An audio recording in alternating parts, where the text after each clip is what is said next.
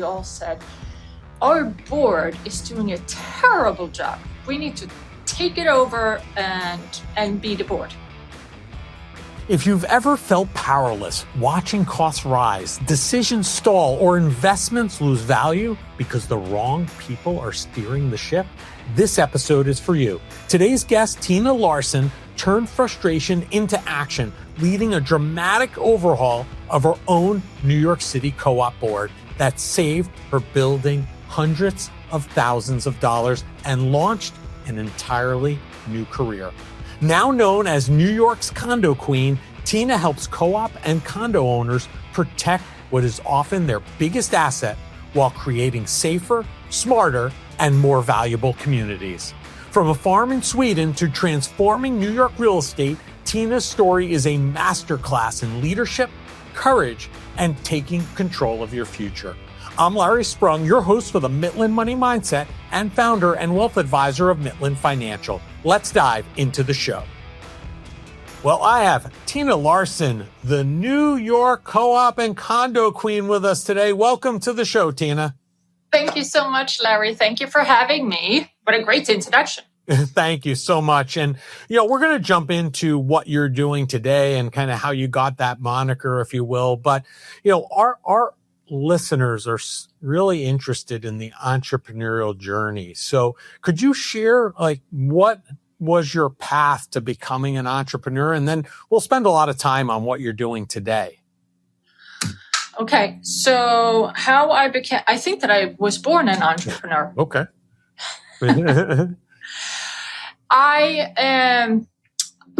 I ended up, when I started working in finance, I was in school and I got this internship at a startup. And I was not a partner. I was not an owner, but they were doing things a little backwards, in my opinion. So I already started setting things up when I was with that firm. And then an opportunity arose where my husband and I could start our own financial advisory business. And so we started that business. And then we started this business, the Folson Group. And I don't know if you want to hear all about that, but yeah. So so it's been like in the making.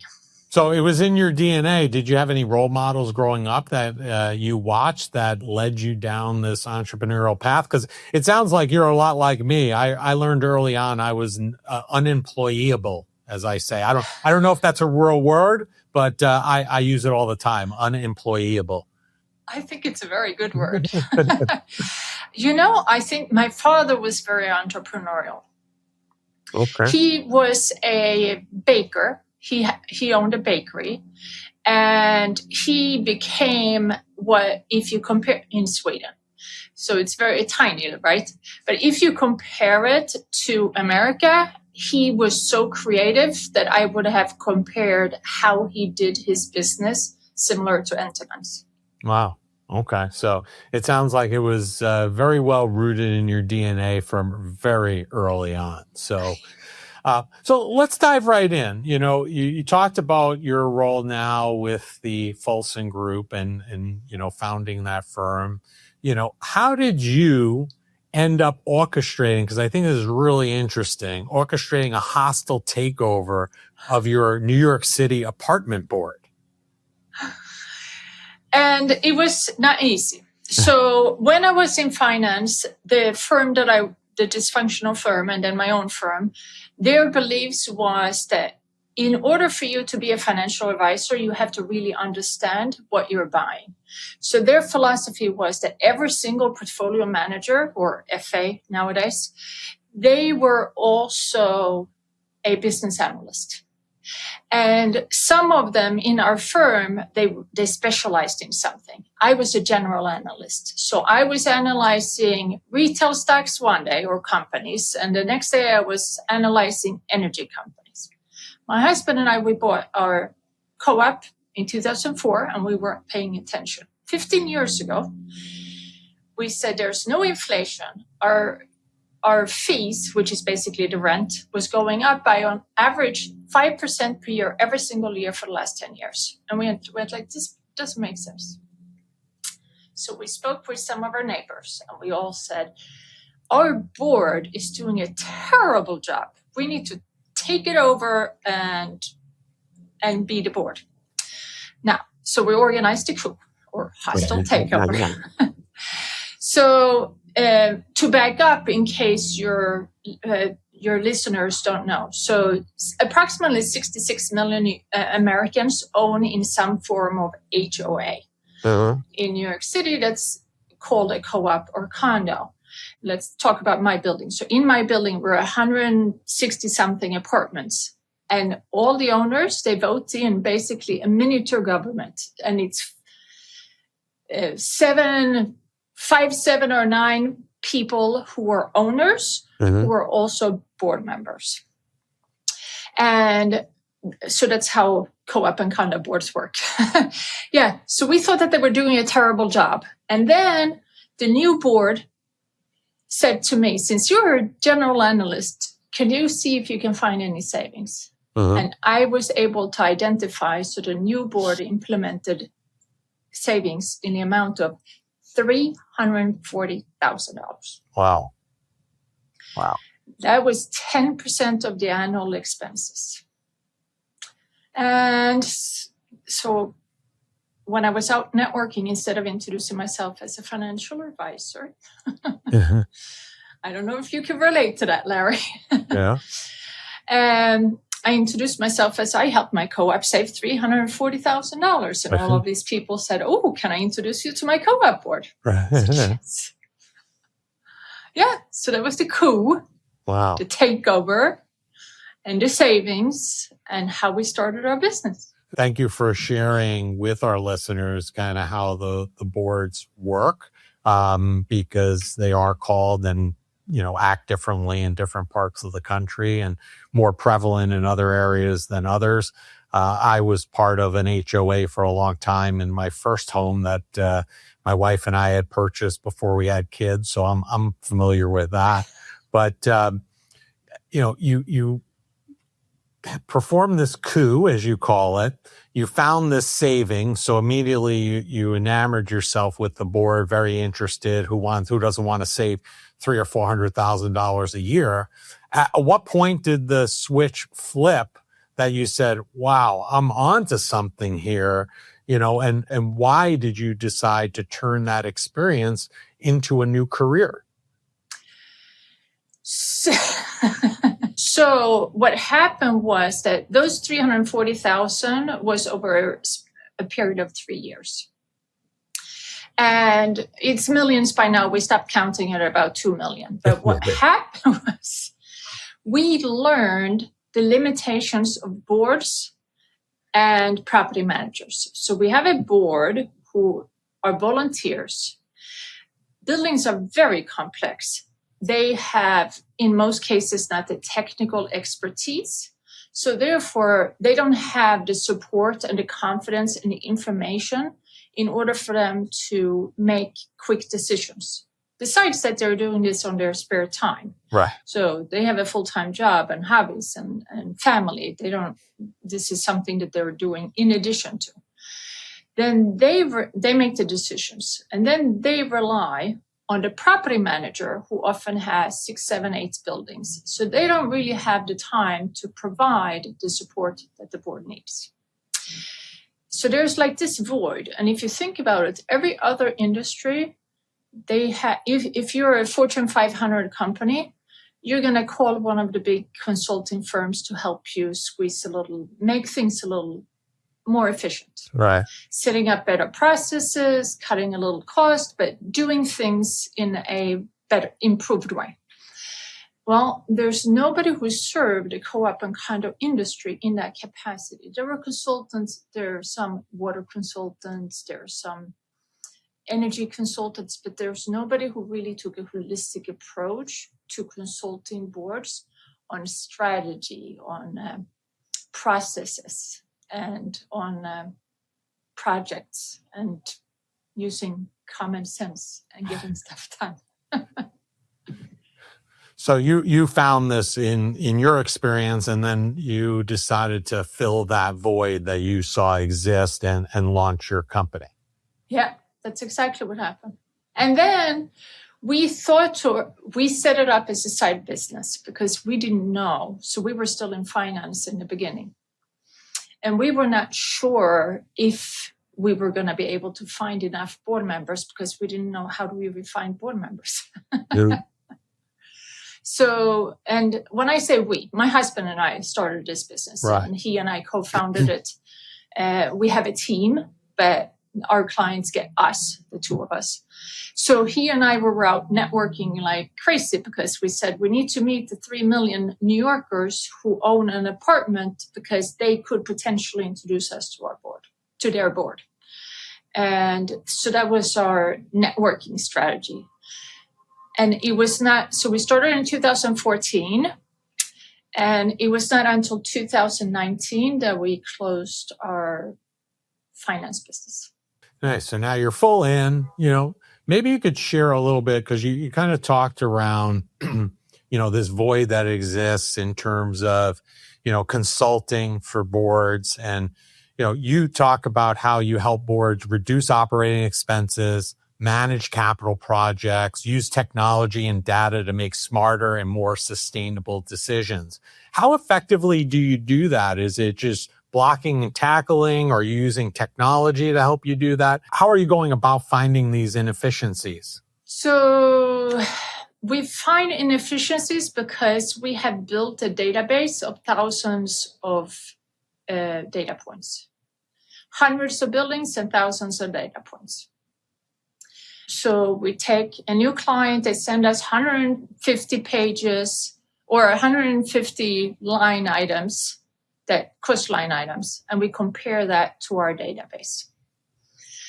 And then we find out outliers. And then we have a long list of different solutions to attack depending on what it's for. It can be, if you think about it, so it can be something as simple as an insurance premium, which everybody understands, right? Right. You have an insurance, your current insurance company renews and you get the quote, or you can go out and you can find an alternative quote. So we work with insurance brokers that have been very successful for our clients, and we work with them and just presenting the building in a better light correctly to get a lower quote. Got it. So there's some technique and it's some technology, but it's a little manual anyways. Yeah. Now, from my knowledge of like HOAs and condos and associations, I mean, for as good as all of what you're talking about sounds, I also know that these boards and your clients who are these boards are people who traditionally tend to be resistant to outside help, right? They're the board members, they're managing their own community. How do you go about to build the trust that's needed to help them, to kind of show them that you can assist them, stand shoulder to shoulder with them, and that this help might be a change that is a much needed and refreshing change? So one way that we do that is that it is a home, yes. It is your home, right? But it needs to be run like a business. And it is a business. The organization is a business. My little apartment or your house, yes, that's a home. But it lives within a business. And if you think about it, 80% of buildings in New York were built prior to 1980. Mm-hmm. That means that they are extremely old and they need a lot of upgrades. So if they have been not repaired as needed over 45 years, there's a lot of leaks and there's a lot of problems and they need to be fixed. I mean, we had an elevator replacement that the lowest bid was $750,000 and we negotiated it down to $504,000. Mm-hmm. So you name it, facade, roof, elevator, we have examples of buildings that we have had very successful outcomes with. And then typically, if you think about it, our cost reduction is on contingency basis. Mm-hmm. So and sometimes we actually get pushback on that. They say, oh, but why would we want to share our savings with you? And we're like, well, you don't have to. You just keep on keeping 100% of no savings. That works for us. Right. Yeah. So if they can't afford a project, it's a very good time to bring in our cost reduction. So we can work on a project management basis. We can work on a cost reduction. We're very flexible because we understand the limitations of boards and their budgets. Yeah. So you're really there to work side by side, shoulder to shoulder, not as a replacement to the board of the management company, but as an assistance to them to help, keep the building going and keep their costs down and lower, right? Yeah. And we act as a second opinion. If we can't find any savings, then everything is good.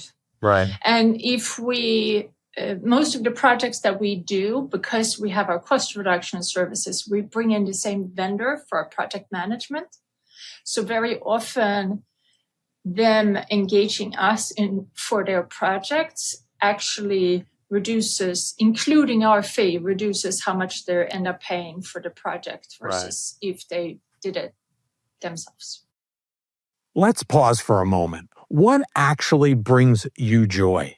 It's something most people never think about, yet it shapes how your life unfolds. You're busy. You make responsible choices. You even plan ahead. But have you slowed down long enough to ask if what you're building supports a life you enjoy living? That's the reason I built my YouTube channel, to help you bring more joy to your money journey. Sure, we'll talk about all the essentials, but my real goal is to help you connect your finances with what brings you joy, because money is the tool that funds the moments that matter. If you want to explore that connection more deeply, visit my YouTube channel at Larry Sprung.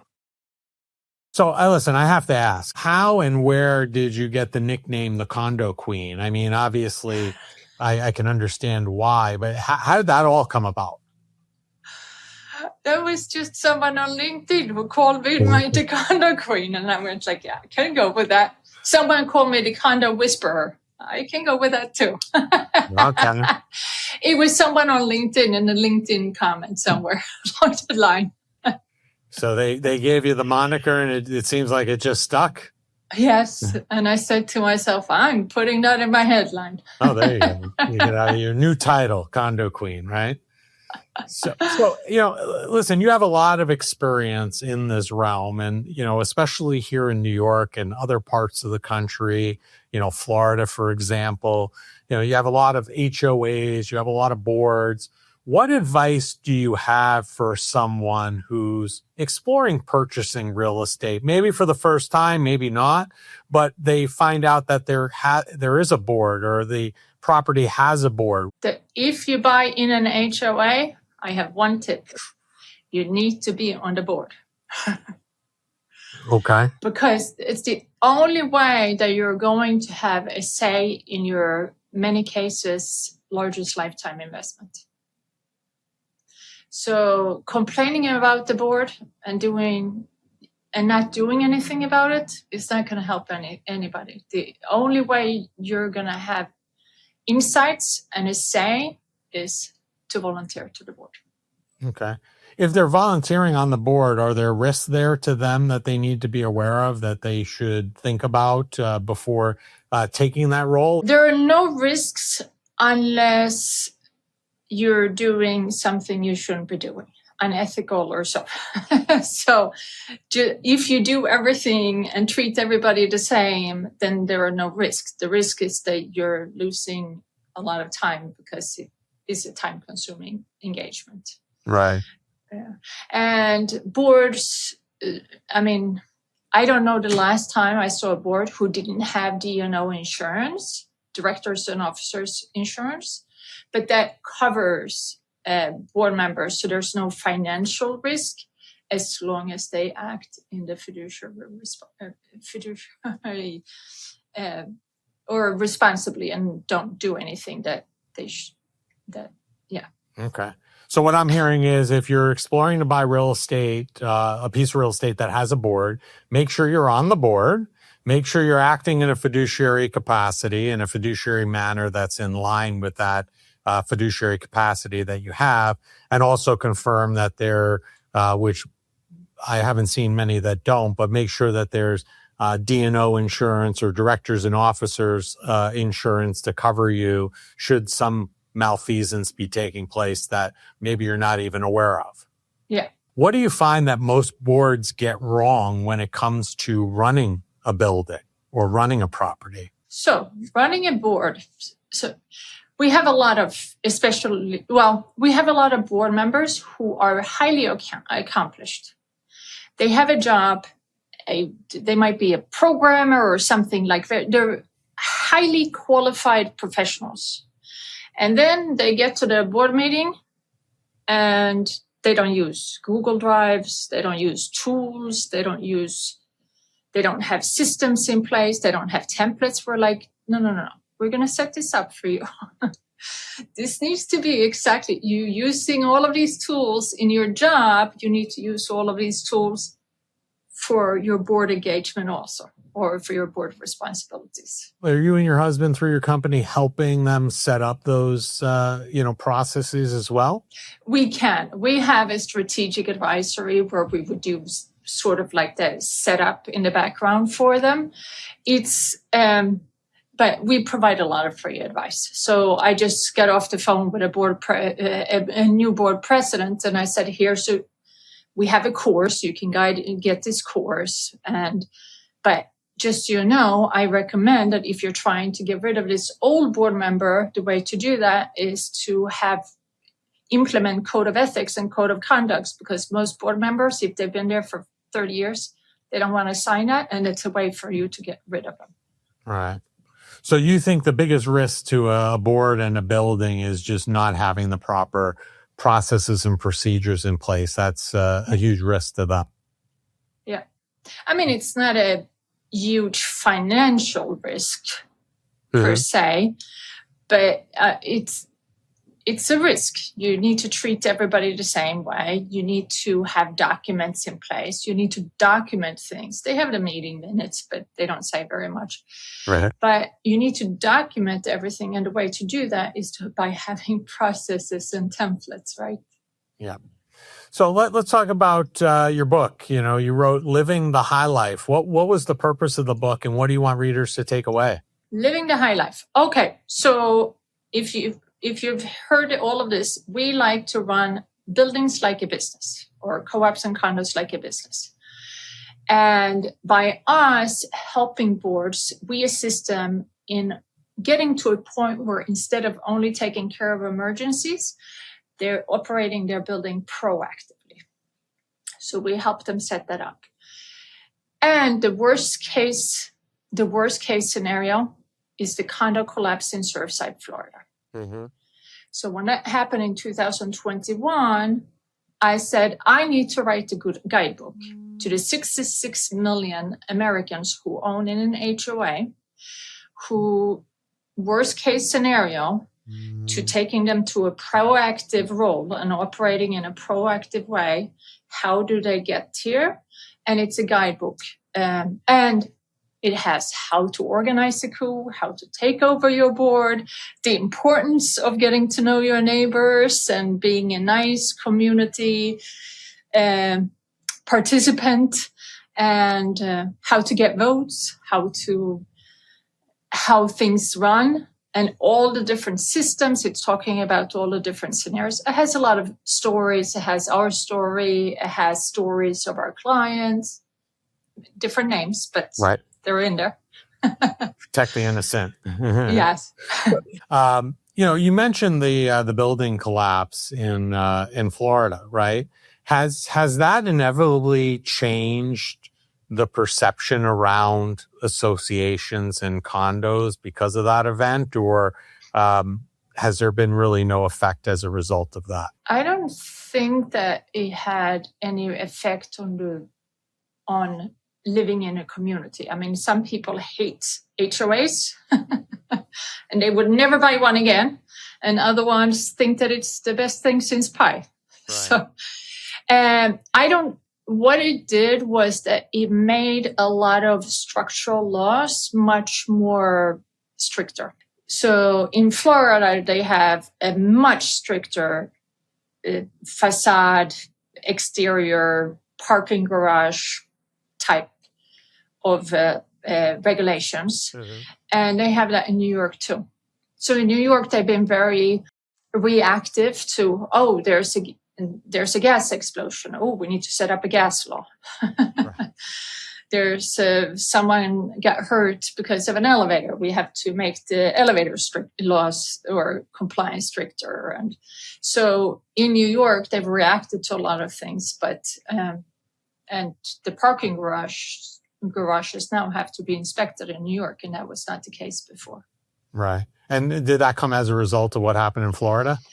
It could be, but there were also a couple of parking garage partial collapses in New York. That's right. Okay. Well, that's great. And listen, it's been great having you on the show, Tina, and sharing your story and what you and your husband do for folks. And having the Condo Queen live and in person has been great. But we do ask each of our guests the same last question, because this is the Midland Money Mindset, and we are all about joy on the show. And that is, what did you do today that brought you joy and put you in the right mindset for success? What brought me joy today was waking up, because every day I wake up, it's a miracle. And I've been laughing all day. And then I get to be on your show. There's so many joyful moments today. Well, waking up's a big one. You wouldn't have been able to have any of the other moments without that, right? So that's probably first and foremost, most important. Yes. So, well, thank you for sharing that. I'm glad we were able to bring joy to your day. And we're going to have all of your information in the show notes. But if people want to learn more about you, connect with you, they're on a board currently and could utilize your services, what's the easiest and the best place for them to connect and learn more? The easiest way to connect and learn more about me is on our website. It's thefolsongroup.com. It has all of our contact information and reach out and lots of free tools. Awesome. And we'll have all that in the show notes, but if you need, you could just follow those instructions from Tina to go right there. It's been a pleasure having you on. Condo Queen, what's better than that? What a great name. And you didn't even have to give it to yourself. Somebody gave it to you. So that makes it even more meaningful. So thank you for your time, and enjoy the rest of your day. You too. Thank you so much, Larry. Thank you for having me. What an incredible conversation with Tina Larson. Her journey reminds us that leadership isn't about having a title, it's about having the courage to step forward when something isn't working. Whether you're serving on a board, managing a business, investing in real estate, or simply trying to make better decisions for your family, Tina's story shows what's possible when you combine accountability, knowledge, and action. If there's one takeaway from today, it's this: the biggest opportunities often live inside the problems we're willing to solve. Thank you for joining us on this episode of the Midland Money Mindset. Until next time, keep finding ways to create more joy, purpose, and confidence in your life and your finances. Tina Larson and all she is up to can be found across most social media platforms. All the contact information needed to find her can be found in the show notes.